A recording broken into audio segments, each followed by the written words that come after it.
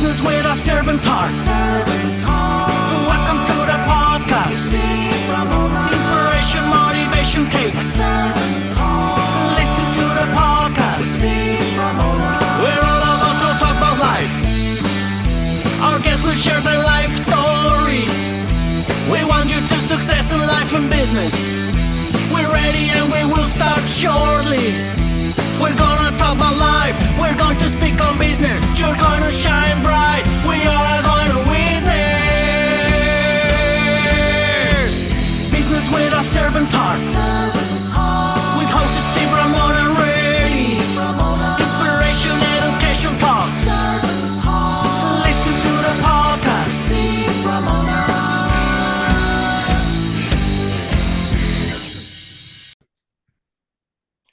Welcome, everyone, to Doing Business with a Servant's Heart podcast. I'm your host, Steve Ramon. I'm fired up to have you join us today because I've been talking to this guest.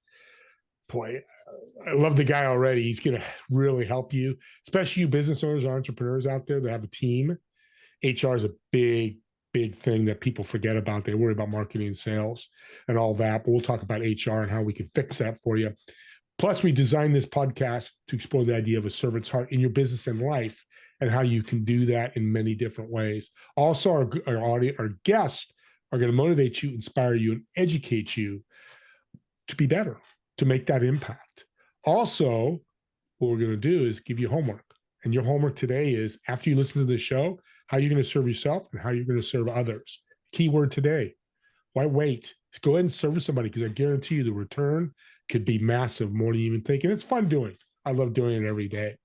I want to thank our sponsor, Pantheon. Join a community of high-income entrepreneurs and business leaders to create this world-changing thought leader platform to grow your business, but more importantly, make an impact in the world and maybe your own little world. Making a difference is what we need to be doing today. It's a lost art, but we need to bring it back. With that being said, I want to welcome my guest. He's an expert in HR, but you know what? Listen to what he's done. He's an expert in business. He's done it, seen it. Even though he looks super young, he's got some few years behind him. So let's welcome to the show, Mike. Welcome to the show. Yeah, thanks. I had to grow the beard to look older. There you go. It's right on. The trick. Yeah, exactly. Yeah, thanks for having me. So before we started the show, I yelled out HR sucks. So I want to start there. Yeah. And you want to unsuck it. In a sense. So there's three types of HR people. Like this is, time tested. Is you have HR compliance folks, you have HR specialists, and then you have HR business partners. And so your HR compliance folks are the ones that you probably don't like that much. These are the ones that we need them, though. We need them. And if you can find one that's flexible, they're really fun to work with. But the compliance folks are the no people. And then you have the specialists. That's your trainers. That's your organizational development folks. That's your leadership. You go off and you want to learn about payroll. Like or benefits. Like they're really specialized. And then you have a business partner, and that's where I like to consider myself. I want to make more money. Like that, I'm a business person first. I'm human resources. It is a means to make more money. And what's wild and what people don't know is that if you look at your balance sheet, and you look at your costs of your organizations, most of the time labor is number one. If you're not manufacturing, if you're manufacturing, it's supplies. It's your number one cost. So you should have an HR business partner helping you control that cost and getting more out of that cost.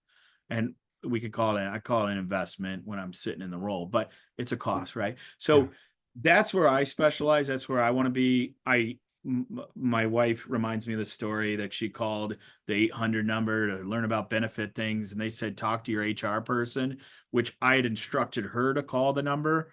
And they said, she calls, she's on hold, she talks for 30 minutes. At the end of it, they go, you really need to talk to your local HR. My husband is HR, because I have no idea. I don't know. I kind of know how benefits work. I kind of know how payroll works. I can't click the button, though. And I don't want to click the button. I want to make more money.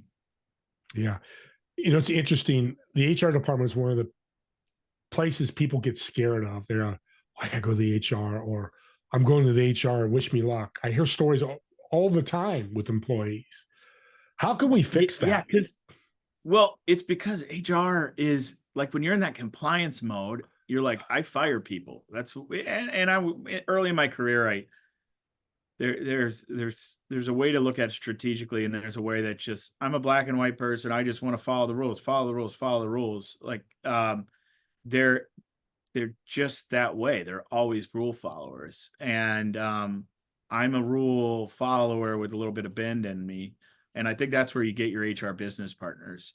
The other thing is HR is where you put the friendly person that didn't produce anything, or you get the admin that everybody, a high achieving admin gets promoted in HR and she's really good at admin work. And then it's when you're really good at admin work, you get attracted to the compliance side of it. Or or you have a salesperson that just isn't selling, but she's really friendly or he's really friendly. Let's put him in HR. And so we, especially since leaving the corporate world, I'm really running into those folks that I'm like, man, your job could be so much more fun if you want some more fun. It's a dumping ground. Yeah. You're Now, not good at sales. Here, let's push you HR because you're a good guy, Steve. yeah. Oh, I'm a people person. I'm a people person. So I'm in HR, like the office space. I'm a people person. The ones that I would say what differentiated what kind of how I got here is we were talking about cornfields and acres before putting renewable energy on cornfields is I ran a business in corn. It's called detasseling. Your listeners don't know what that is, but it's working in cornfields, and I got rid of water breaks. And so what I did, and that sounds illegal, which it is illegal. You have to have water breaks. But what I got all the kids hydro packs that were working for me. Kids, that probably raises another red flag. Legal in the summer. We used to have kids work in the summer. And so I got them all hydro packs so we didn't have to break every time we got out of the field. And so our efficiency went way up, and we started doing more than the migrant workers. And so I was looking at MBA programs when I decided to get out of undergrad, and I was like, you know what, this HR, everything that I was doing running this field contracting business, I'm like, this isn't MBA. This is like HR stuff. What's this HR? And I just happened. It's one of those moments where I happened to meet somebody that introduced me, and I go, yeah, the business that I was naturally drawn to is making people more efficient. And I created onboarding forms. I created performance management processes. I created payroll processes. I just didn't know it was HR. Then I went to the University of Illinois School of Labor and Employment Relations. And then I figured out the macro HR. And then you start figuring out the labor side of it and the efficiency side. And if you can find an HR person that understands the numbers, it sucks a lot less. So what is a HR department that's buzzing, that's rocking and rolling? Of course, it's tied to business. Usually business is doing well because the HR is doing well because the people are doing well. But what does that look like?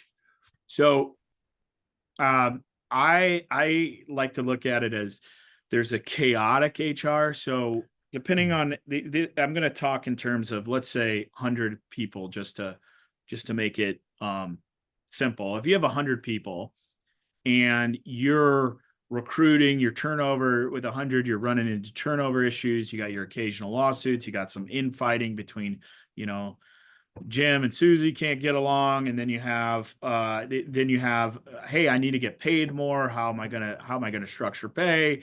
Oh, this new recruit comes in and we need to get this guy. He's the best. So it's a lot of stuff. And if you're in reactive mode, you can't think through these problems. So your taskmaster, you get these off. That's the chaos. I came up with a process over the years. I've been HR for 65 plus facilities in manufacturing, supply chain roles. And I came up with a process that was like, how do I get clarity? How do I get to be proactive rather than reactive? And the way that I've done that and the way that it looks is I know when I'm going to lose somebody before they're gone. Now, I might not know the exact name, but I'm forecasting my terminations. I have very clear, simple policies that are communicated and understood. I have communication channels that are repetitive, repeatable, and portable. So they're portable, meaning if you tell me something and I go, that's okay, you're able to communicate as an hourly employee to an hourly employee. Hey, what's going on next week? Oh, that visit from that customer's coming in. All right, cool. So it's portable in that you can communicate it from one person to the next. In a chaos environment, there's none of that. It's, oh, who's that person over there? Little did they know that's their number one customer taking a tour, and they got their pants, they're bent over and cussing up a storm and their butt cracks hanging out. Like, you're losing customers. So I call it the clarity plan. The clarity organization is proactive, structured, and then you get on a cycle of, like, it usually takes me about a year to get a really good cycle going of, here's the plan for the next 3 months. Here's the head count. Here's the forecast for HR. And it's different than the forecast of production. It's the forecast of HR. Like, this is open enrollment. This is the time that we will have this. We're off the 4th of July. We're going to tell people by this date, very, very clear expectations. And when that happens, then you got to start working on the cool stuff. You got to, like, work on the individual development. Right. So it's SOPs as well. Yes. Yeah. What is SOP? So the audience knows what that means. Standard operating procedure. So creating game changer, creating structure, and the thing at HR where it helped me a lot is just fit into the culture of your ops managers. Fit in the culture when you start talking SOPs, when you start talking lean, when you talk about the 5 whys or root cause. Adopting that.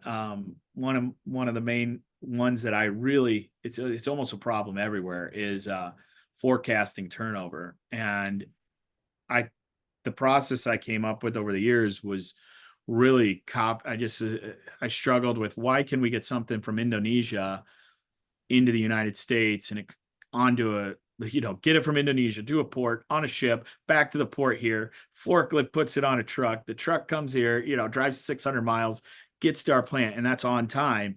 Why can't I recruit on time? And so building out your demand planning is for people is a hard process, but once you do it, it's like frees your world up. Again, a game changer, because you can predict somewhat probabilities of turnover. Changes the game. It's huge. Well, and that's where I came up with, we were talking about servant heart, that's where Seki came from. It is not the recruiting piece of it, but the first thing I do, always take care of the recruiting. Second thing is take care of the people. And what I found that was really unjust, unfair, just drove me up a wall. Thinking about it, I'll probably get a little angry. I can feel my chest getting hot. We're making decisions on the front line like people don't matter, or you're making decisions on the front line that you're treating everyone the same. I hate treating everyone the same. Whenever I hear that, I get appalled, because I don't want to be treated the same as the guy who takes 10 smoke breaks and a nap during a shift, and I produce 2x everybody else. You shouldn't treat me the same as that guy. Well, it's a cop-out. It's a business owner. If you're doing it, I'm going to get people mad. On top of what you're saying, it is, because female, male, we could just take that. They're different. Yeah. Why would you say, hey, everybody's the same, right? No, you're not the same. Crazy. And you're right. And you go into like the female, male, and there's societal expectations on the female than there are the male. And like, just understanding the nuance of the same. Now, my message is keep it consistent. So follow the same process, but the outcome doesn't need to be the same. The process can be the same every time. Yeah. Talk about Seki, because it sounds like this is what you do. What do you do when you onboard a client? And you say sometimes it takes a year. Yeah. So what we do is the real problem we solve is, right now we are running out of people. The United States is running out of people. And, politics aside, we were running out of people before the borders got shut down. Like, we have 10,000 baby boomers retiring a day. And I didn't mess that up. 10,000 baby boomers retiring a day. And we have our engagement rates, depending on who you ask, are about 25% of employees are engaged in their work right now. Whew, So terrible. engagement, absenteeism, turnover. Maybe you hear people don't want to work anymore. And I say, well, people don't want to work for you anymore. I have plenty of customers that don't have this problem. And so why? Why, we all acknowledge this turnover issue, this absenteeism issue, and the why behind it. Like, how do we fix this? We fix it through relationships. We fix it through connections with people. And that, when I say connections, that sounds fuzzy and that sounds, soft. But what we've done is we've created a process and standardization of relationships. And think of it like a CRM. You use a CRM for sales. So a customer relationship management, you intentionally outreach to people that you don't know, and you build a relationship with them through texting, phone calls, lunch, LinkedIn, whatever. You're documenting those things to build a relationship. We take that philosophy and we apply it to our own people. So when you take that philosophy of, I'm going to intentionally, systematically build a relationship with somebody, and I recommend doing that with your spouse as well. When you intentionally set out a plan, you're going to have more success. And so what's happened is after you introduce Seki to the workforce and you launch it, we cut turnover in the 60% range at some customers, taking 11% out the total cost at a logistics company. Like, that's not just 11% of their labor costs, 11% of their total costs. We've reduced absenteeism 43% in another big customer. We've done this all through relationships, and it sounds wild, but when you approach your people the same way, if you approach relationships with your people the same way you approach your relationships with customers, you're going to retain them. So that's I like it. And I like you said about connections, because I agree with you. If I'm an owner or a manager or a sales manager, this guy's not a good sales guy, and I say, let me get you another position, that's connecting with them, because he'll never make money, or she'll never make money and be successful in the wrong place. This is where HR needs to go. I love it. I sorry, I'm going on a rampage, because I talk to a lot of people. They just round hole and square peg. That's HR. I'm going to make it work. I'm going to force it. And you're like, no, make a connection and relationship and go, Steve, you're a better fit here because we watched you and talked to you. So going back to that servant heart, that customer that took 11% of their total cost. What's funny is they're running production. It's a third-party logistics company. They're running production. They're producing a lot, and they said, "Oh, we take care of our people, our attendants, when it becomes a problem." So I go, immediately, that's a red flag for me. Oh, I'm going to manage it when it becomes a problem. Well, the first month of using Seki, they separated 6 employees. And you go, well, I thought your tool was for retention. We are for retention of the good people. We are for retention of your high performers. And it doesn't make any sense that you could cut 6 heads in a plant. That facility had roughly 100-ish people. If you could cut 6 employees and then have more output, that doesn't make sense. But you and I both know, if I'm working next to somebody that doesn't work, it lowers my standard. And so through subtraction, they got addition. And then they eventually replaced those folks, and they were just humming. And our software helps do the full cycle of recognition, coaching, corrective action, and attendance. If you can nail those core 4, and create a relationship talking about those core 4 areas, you're going to build up people, and moving them along is sometimes the best thing that you can do. What's a sweet spot companies you like to work with? If we have Fortune 500, and we have a Fortune 500 customer that has thousands of employees, and then we have smallest is a roofing company with 30. They have different use cases. The sweet spot is when you get to where you get above about 100 people and you can't remember everybody's name. You kind of remember their name. Maybe you associate that individual with a location they work at. But when you get to where you don't know each employee's performance, that's where we come in, where you can't like build that relationship very easily.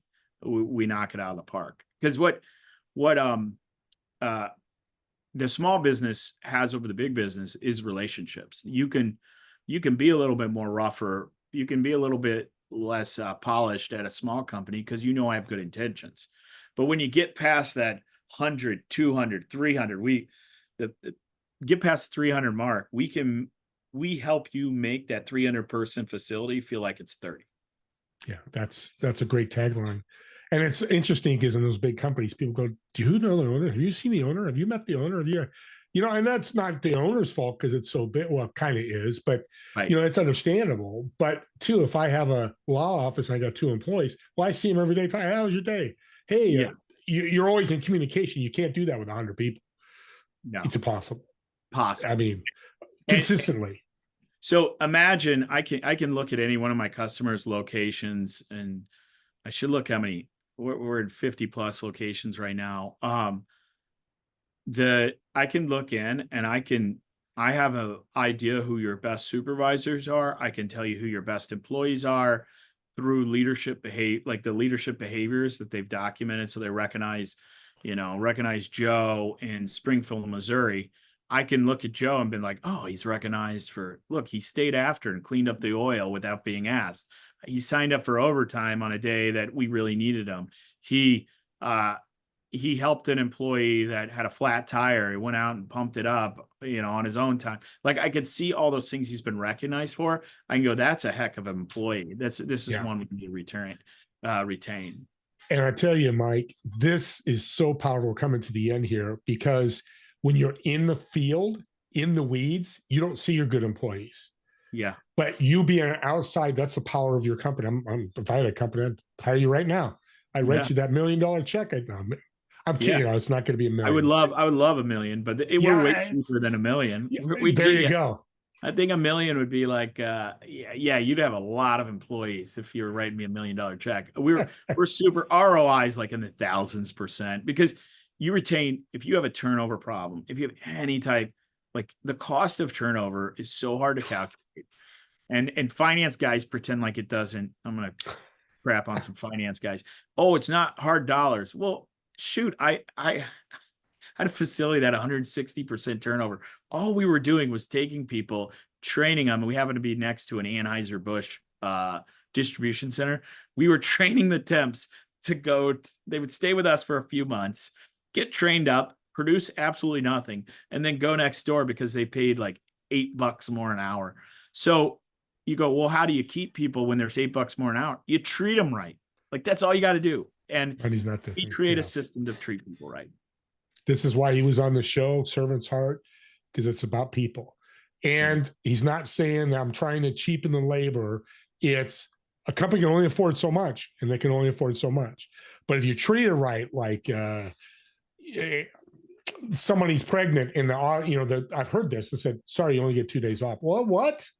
2 days off? I mean, what can somebody do with that? So I love what you're doing. I'll leave you with one last data point because I'm a data guy. A lot of HR people aren't. But we did a deep dive in our data, and we got productivity numbers from an individual basis. The employees that, whether you're using Seki or not, so if you're a small business, here's a little free advice. The people that had 20 coachings in a year time frame. So if you sit down with your employee and have a one-on-one coaching, so that means roughly 1 to 2 times a month. The productivity of that one that had 1 to 2 times a month was 20% higher than those that had less than 20 coachings. And that's controlled. That's controlled for a bunch of different areas. So if you want free money, I joke, like you could buy all the automated equipment you want. If you just sit down with your employees for 15 minutes, these aren't big, long conversations, 15 minutes twice a month, not in I talk to my employees all the time. No, sit down with them, not in passing. hey, how are you doing? Here's what I need you to do. Show them that they matter 20 times in a year. You're going to get 22.6% more productivity. Now, I'd argue our system to help you, but 22%. it's simple. Yeah, it's a small company. That's huge. Yeah. Massive. And being intentional. Being intentional. Hey, Joe, come on into my office. Let's talk. I love that. Let's end right there because I'm going to bring this guy back. I don't know, audience, you're clapping. You're going, yes, let's do part 2 with Mike because I love HR because it's being done wrong so much. Because people don't know what they don't know, and you help with that, and that's powerful. Your biggest at most companies, it's 60 to 70% of your total cost. What are you doing to get the most out of that group? Yeah. And guess what? You're going to do it doing what's awesome about it is doing the right thing is the profitable thing. Like that's to the people that don't get that is mind blowing to me. I'm going to start playing the violin and because you keep singing that because that's being a servant leader, servant heart makes you money, audience. I'm going to end with that. I tell people all the time, I'm living it. Mike's living it. We'll leave it at that. Let's end with a fun question. You're a hell of a nice guy. We're going to work together, I think. Yeah, I put that in public. So I've got a reservation at a restaurant for you, a table of 4. You're going to sit in one of the chairs. In the 3 empty chairs, who would you invite to eat with you, whether they're dead or alive? And what food would you order? All right. Well, because we're talking about the servant heart, we got to go with JC. So we got to go Jesus, right? That's Amen. Hear that story, right? And then that's number 1. I really, really happened upon Teddy Roosevelt on some podcast that just got me like, who is this guy? And then I read all his I read a few of his books. I love the folks that just do the crazy things, like do the crazy things and do it in a way that inspires others. So I'd probably go with Teddy Roosevelt. And then I have one more seat open, right? Yeah.